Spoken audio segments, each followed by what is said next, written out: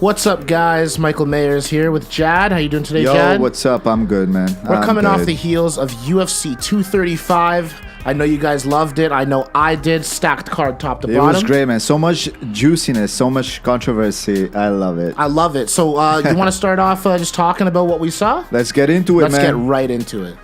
So first up, we have for you guys the UFC prelims. We're going to go through that. We had Diego Sanchez taking on Mickey Gall. Let's talk a little bit about that. Diego the Nightmare Sanchez versus the up-and-comer Mickey Gall. He defeated him in a fight of the night performance. Yeah, man. I mean, a lot of people had written Diego Sanchez off. You can see those videos where he's even talking to his haters. He's like, oh, you guys thought I was crazy. You thought I had CTE. He's just like, I think outside of the box. I'm different. And yeah, I mean, he looks a little crazy. He does seem a little, punched up. But the guy, you can't really say anything about him. He's been doing it for 17 years, I believe. Right. 14 of those years in the UFC. That's just insane. He's UFC Ultimate Fighter champion, season 1 winner. What? And he's still here 17 years later with the same level of fire and desire, guys. Exactly. He put on a dominant performance over a young up-and-comer who thought that he was fighting an old dog. Well, the old dog had the same old tricks, and Mickey Gall wasn't ready for one of them. No, man. I think that's the whole point Mickey Gall was trying to make is take advantage, use him as a stepping stone, because Mickey Gall is the one that called him out, right? Right. If I'm not wrong. That's it. So he was like, because that's kind of like what Mickey Gall does, right? He calls out people that he thinks are gonna elevate his career, and that's a great strategy. No knock on Mickey for that, but I think that he went ahead of himself a little bit with Diego Sanchez.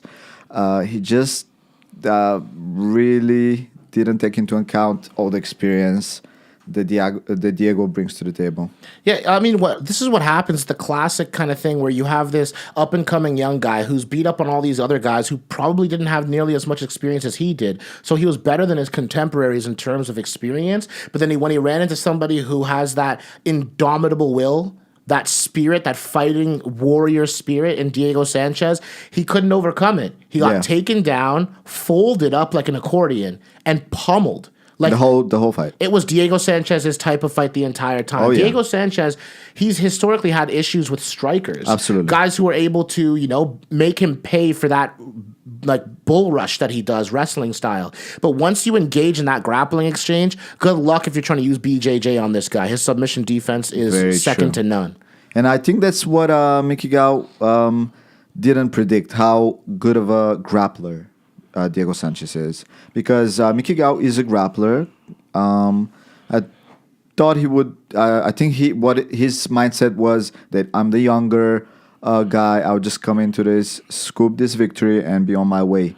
Well, Diego Sanchez had something else to say about it. 100%. And this is what I love about watching someone like a Diego Sanchez fight, is what he brings to the table, and there's always going to be a guy who either is ready for it or they're not, and when they're not, he looks like he's a champion. And unfortunately, he's just never been able to get over that hump because of the striking situation that we were talking about, especially fighting at welterweight, which is absolutely stacked. That is scary. Yeah, you know what I like when people like Diego Sanchez, those veterans, like come back and win when they're expected to lose. It's amazing because it shows that, I mean, everybody says the game evolves so quickly and it's moved on. All those old dogs are like irrelevant now. But people like Anderson Silva and him definitely prove that it's not moved past certain people. So I love it. I'm a big Diego Sanchez fan just for all his shenanigans outside of the ring, just because of his weirdness. I actually find that very appealing. And he's just a character. It makes the whole UFC more colorful. Also, the last point on this, they need to put a picture of his face and his fighting face beside the definition of intensity in the dictionary. Oh, absolutely. Like, if you want a picture beside it, get a picture of Diego Sanchez on there. Have you seen that video of him walking out with a cross? Oh my God! And he's just holding it. He looked like he was ready to go kill some vampires or something. Yes, man. exactly. Van Helsing or something. I love that. That's so funny. I love that. The next fight that we had was also another up and comer, a guy making a name for himself, and the only person who seems to be able to put any damage on him is himself. We're talking about Johnny Walker, and it's not the whiskey. We are talking about Johnny Walker, the Brazilian fighter. He is dominant. He's been knocking people out first round over and over and over again. He was on Ariel Helwani saying that he wanted a fight to go at least 3 rounds. He wasn't able to make Misha Cirkunov and his fight last that long. No, it's insane. How the hell does he manage to do that, man? Like, you always factor in that he might come in and do something like that, but you're always shocked. Regardless, 100%. You're still shocked.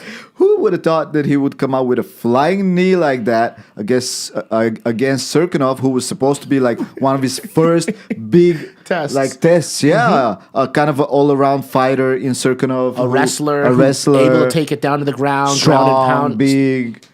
Wasn't able to survive for longer than 37 seconds in there. Wow. Flying knee, spectacular knockout for Johnny Walker. We have a couple of stats up here.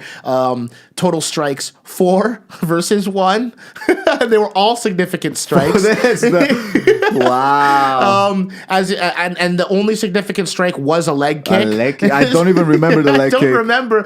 And then 4 shots to the head, clean KO, knockout, 37 seconds, 4-1 Johnny Walker. Now, quick little notes on him. He came into the fight ranked number 15. 15, okay. And he was facing number 14 in Misha Cirkunov. So he didn't get the opportunity to try to fight somebody who wasn't like ranked 6th or 7th, the same way that Zabit did, that we'll be talking about next. But nevertheless, Johnny Walker looks like somebody who's got the physical tools and the capability to try to at least. We always want to say that John Jones this guy's going to be the next test because is a dominant guy, right. And we all want to wish it into existence. But I think Johnny Walker is one of those guys who will again be able to put on a great performance and try to push John because John matches his level of the competition. He faces DC, he elevates his game. He faces somebody who's supposed to steamroll, he just does what he has to do to take care of business and win that belt. Yeah, I don't know, man. For me, Johnny Walker.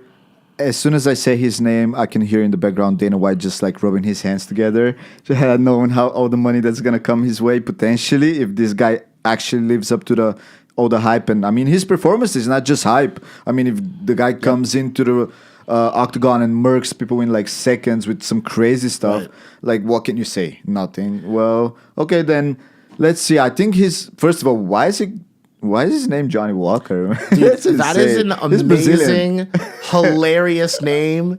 Like Johnny Walker is known as like a Tennessee, heart of America name. Exactly, the most American name ever. And his name's Johnny Walker. Everyone's like, I thought he was American. I was watching with a couple of my boys. I thought he was American. It's like, nope, he starts speaking. He's got that thick Brazilian. He doesn't even speak like English barely. He's got a thick Brazilian accent on there. And it's amazing. I can't wait to see what's next for him. I think he's somebody who, by the end of this year, if he continues his tear, will be in line to fight for the title. Right. So they didn't really say who he would fight next. Dana didn't say. He just said we wouldn't really throw anyone like too serious against him.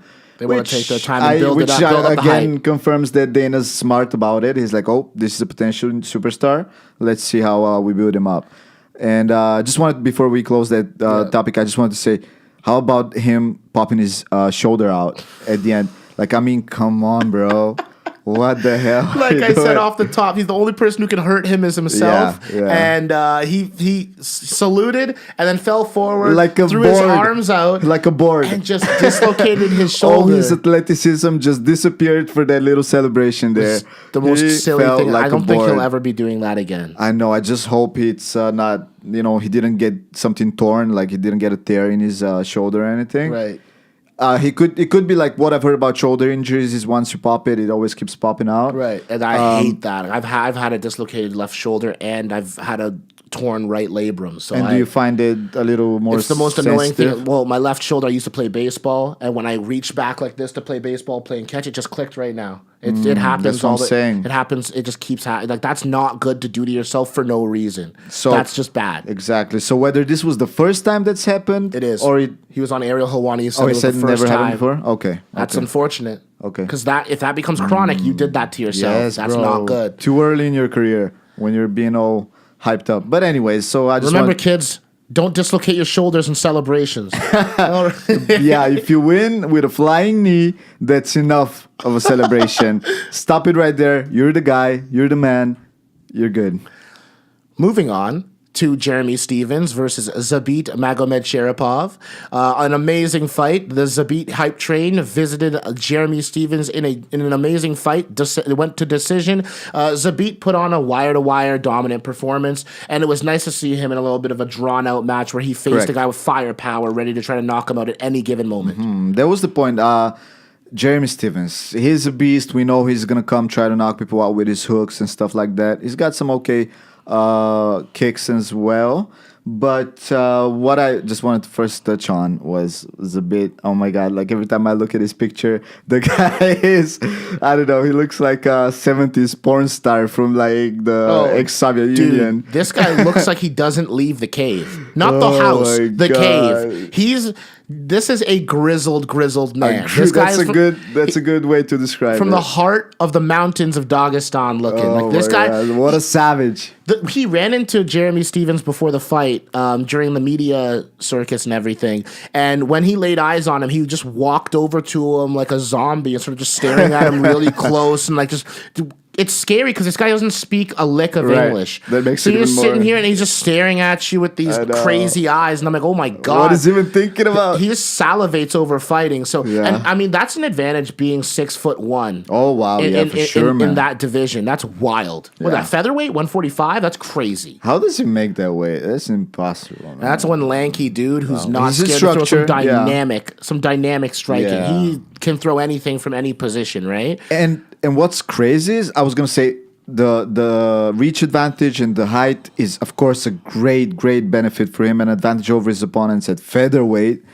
And second of all, where I could see potentially his downfall with someone with his structure would be the grappling or being wrestled down, right? Being kept down. But from what is shown so far, he's very hard to take down, and if he does, he has like a bunch of dangerous stuff off his back as well, you know?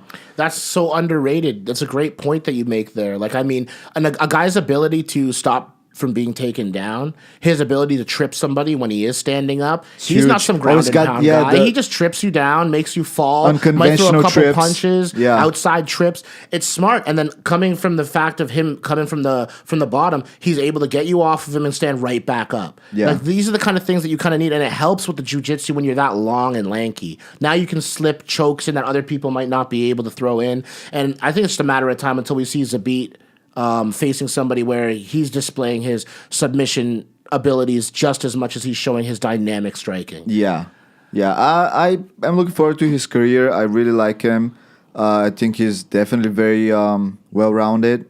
That was a good test, and I'm definitely looking forward to his fights. That's all I can say. 100%. I'm rooting for him.